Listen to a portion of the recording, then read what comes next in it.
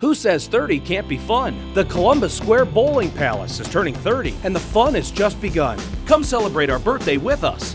With 64 lanes of bowling open 24 hours for fun with friends and family, no matter what time it is, there's always time at the Palace. The Palace is the perfect place to hold your birthday party or corporate employee groups. Call us today to make your reservation. 30 years old and better than new, with millions of dollars in renovations at the highest rated bowling center in Columbus, the Columbus Square Bowling Palace.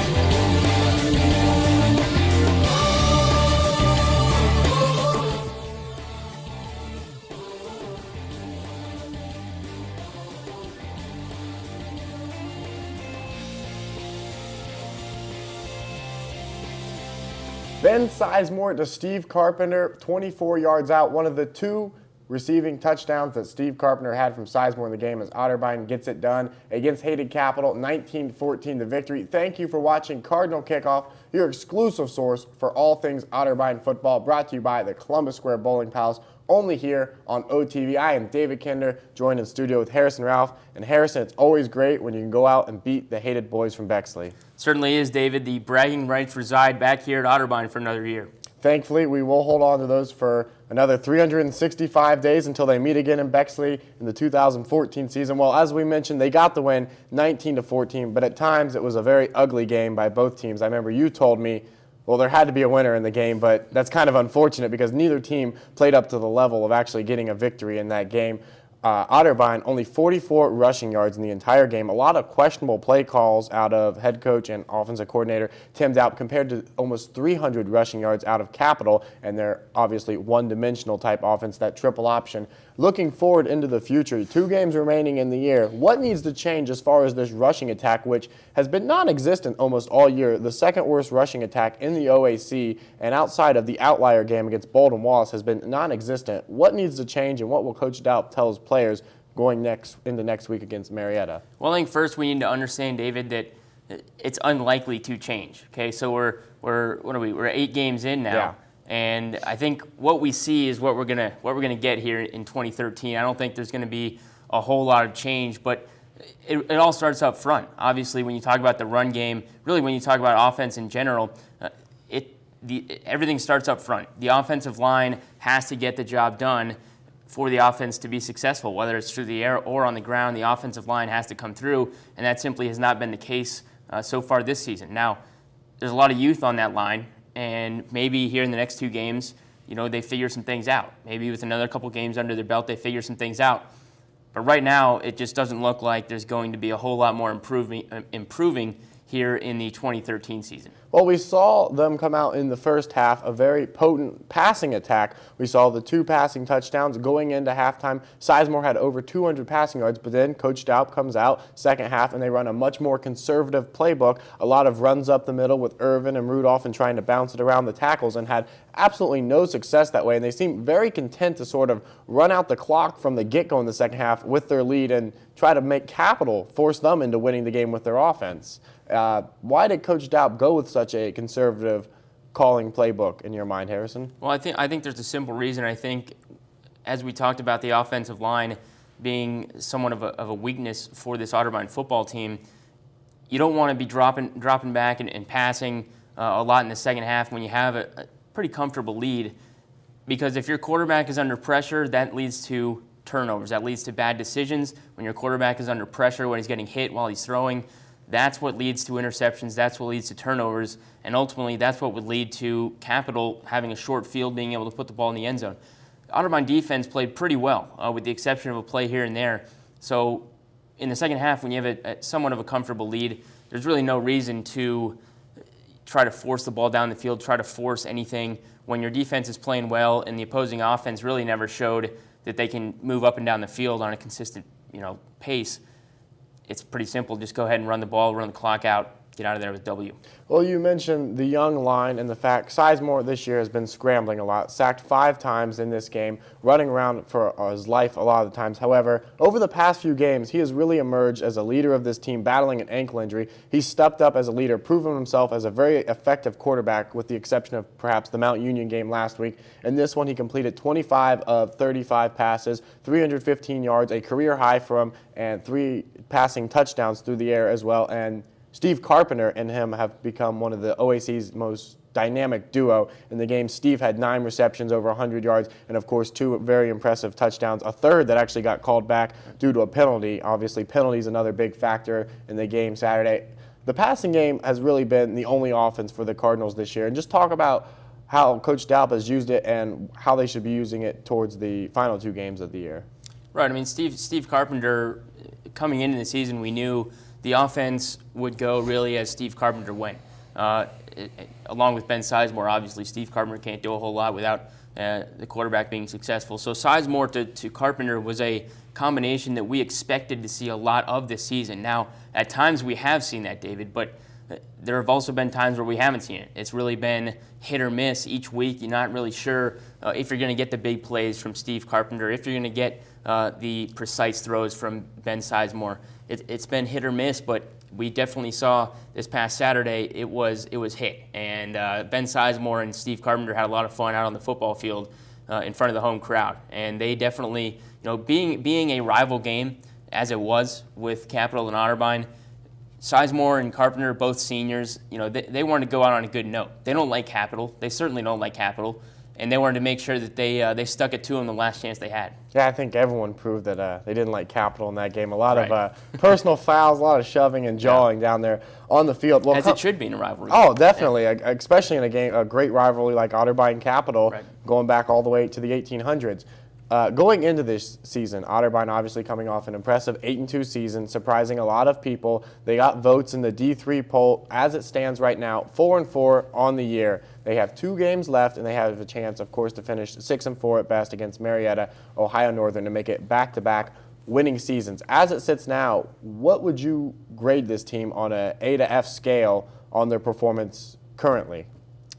I'm going to have to go with the C-, David. I think C-, it may sound tough, but last year they went 8-2, and there was so much hype after the season last year with head coach Tim Dow coming in, really changing the mindset, the feel of the football program here at Otterbein University.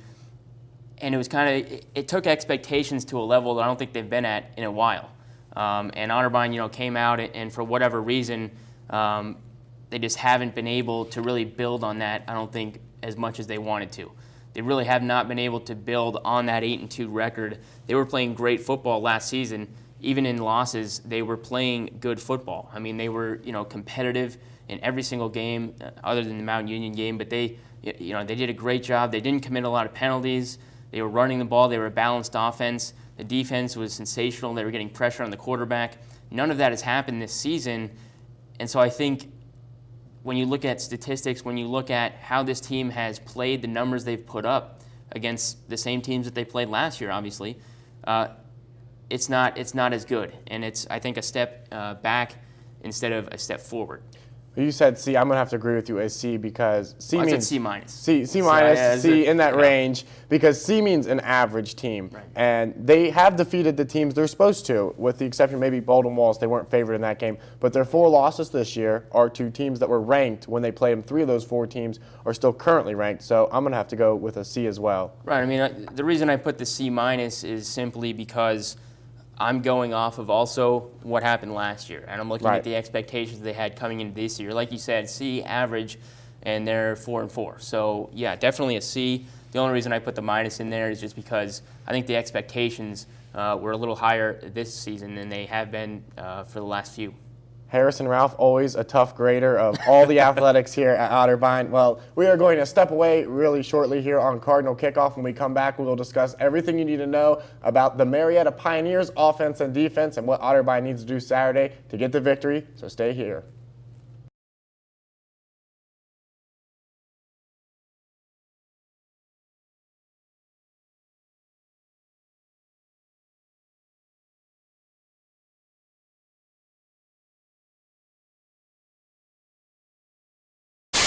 Still up? Can't sleep? Looking for something to do? Come to a place where the fun never sleeps. Columbus Square Bowling Palace. It's been the premier bowling destination in Central Ohio for 30 years.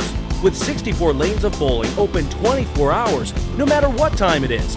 There's always time at the Palace for fun with friends and family. Join the Night Owl regulars at Columbus Square Bowling Palace, where the fun never sleeps. Well, this week, Otterbein will continue their quest to get back to a winning record as they will take on the Pioneers of Marietta Harrison. The Pioneers will travel north to Memorial Stadium for a 1:30 kickoff, and Harrison, statistically, Marietta is not a good team, records-wise as well. 1-7 on the year coming into this one in the basement of the OAC. However, they do have a very talented back in Tim Connor, and this year Otterbein's rush defense has really struggled against premier backs. We saw in week 1 with Cody Miller, Daquan Grobesmith, Cartel Brooks. Coming into this one, Connor is the third leading rusher in the OAC. He is their offense. They're going to give him a lot of touches. What does Otterbein need to do to shut down the premier back, something they haven't been able to do all year when they go against a top-rated running back? Well, David, if you look at the last 2 home games, the last 2 times that Otterbein has taken to the field at Memorial Stadium, they've given up huge chunks of yardage in the running game. And like you said, Cartel Brooks and Alex Coleman, Cartel Brooks with Heidelberg, and most recently Alex Coleman with Capital. You look at these guys, and 2 games in a row, 2 home games in a row, they come out and they give up huge plays, just all over. These backs are gashing the Otterbein Cardinal defense. Now, what is the problem? Well, that's kind of, you have to figure out what the problem is, I guess, before you can fix it, obviously.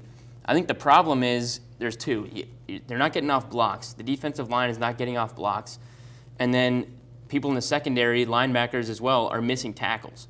And that is a recipe for disaster if you have a back that can break tackles, that can be elusive in the open field. When you have an offensive line that can run block, average. I mean, if you can get an average run blocking from your offensive line, against this Otterbein defense, you can potentially have a pretty good amount of success.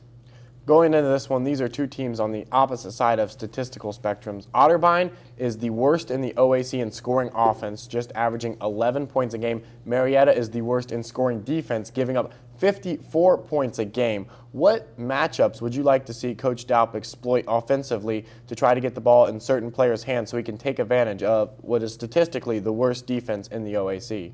Well, we've failed to mention so far, David, that this will be senior day. That's correct. At Memorial Stadium. And I think when you look at the seniors on this Otterbein Cardinal roster, Steve Carpenter, Ben Sizemore, Bryce Frenzel, some of these guys, okay, I think they look at the 55 points a game that Marietta's giving up on average, and I think they're licking their chops. I think they're ready to go out. Their last game on Memorial Stadium, I think they're ready to go out there and really take it to them. So I would expect that we're going to see a lot of footballs in the air. I think Ben Sizemore is going to be throwing a lot. I would expect probably 35 or 40 pass attempts. I think Steve Carpenter is going to have a big day. I think Bryce Frenzel will get involved as well. So I think that Otterbein is really they're going to throw the football a lot. And with their running game not being as successful, not having a senior running back that they're leaning on, I think you have Frenzel and I think you have Carpenter as 2 guys that you're going to try to get the ball to on senior day, their last game at Otterbein in front of the home crowd. I think those guys are going to be having a lot of fun out there on the field come Saturday. Yeah, it'd be great for those guys to go out with a bang and finish with at least back-to-back 500 seasons at the very worst if they can get the victory. Here on Cardinal Kickoff, before we step away, we like to get final thoughts and a score prediction, even though I haven't been too good on the score predictions so far this year. 3-5 on the year. I'm not sure what Ralphie's record on the year is, but I think it's significantly better than that. So let's get your final thoughts for Saturday's matchup with the Pioneers and a score prediction, of course. I think Marietta's going to come in looking to spoil senior day for Otterbein. I think that's going to be the message from their coach. I think Marietta's a team, they can be sneaky. And they've come in, the last time they were at Memorial Stadium 2 seasons ago, they won on a last-second field goal. 30-27 was the final score. But then again, I feel like Otterbein remembers that. I feel like these seniors remember that feeling of losing that football game in the final seconds. And I think Otterbein's going to come out and play very inspired football with, like I said, Steve Carpenter, Ben Sizemore, Bryce Frenzel, Zach Reeves on the other side of the ball, defense, Jordan Boniface, Jalen Kennedy. A lot of these guys are going to be out there really trying to make a statement and kind of put their mark on the Otterbein football program as they leave on their last game in Memorial Stadium in Westerville, Ohio. So I think Otterbein's going to come out, play very well. I think they're going to have a lot of success through the air, and 37-16 is the score that I'm going to predict. I don't think there's any way that these seniors let the Pioneers come into Memorial Stadium and ruin their senior day. After 4 years of hard work, out of everything I've seen out of these seniors in my short time here, they're a resilient group, and I don't see them allowing that happen. Don't see them letting the Pioneers come here and do that. So I'm going to say that they get it done 35-17. I'm going to say, like you said earlier, that there's going to be a lot of passing. Ben's going to have a huge game. Last week he set his career record, 315 passing yards. I'm going to say he surpasses that. Steve Carpenter gets in the mix. Bryce Frenzel, the seniors really step up, have themselves a great day. Greaves on the defensive line. The defense has a huge game. They're able to stop the running attack a little bit, not as much as we'd like to see. They're going to be able to put 17 up. I say 35-17 the final. Otterbein wins on senior day in the last game in Memorial Stadium in 2013. Well, that is going to do it for Cardinal Kickoff on this week's episode. Reminder, if you can't make it to Memorial Stadium on Saturday, you can watch the game streaming live. Myself and Josh Overholzer will have the call. The kickoff for that one will be at 1:30. We thank you for watching Cardinal Kickoff. We thank our sponsor, Columbus Square Bowling Palace. For my co-producer, Aaron Reinhardt, I'm David Kinder, along with Harrison Ralph. We thank you for watching. Go Cards and beat the Pioneers.